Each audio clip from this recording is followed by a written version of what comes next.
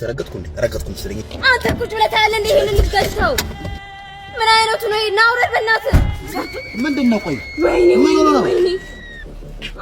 ወይኔ ጉዴ ፈላ ተገጭቶ ነው ወይኔ ጉዴ ፈላ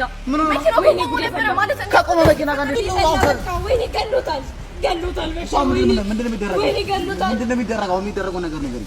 ወይ ሆስፒታል ወይ ብር አምጣ በቃሽ ሆስፒታል ገር አይ ብር አምጣ ብር አባቴ አንተ ወይና ነገርኝ ስንት ነው 10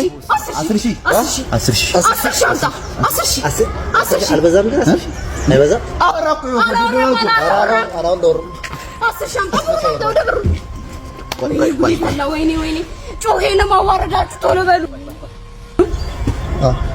ሴት ነው ታሽዋል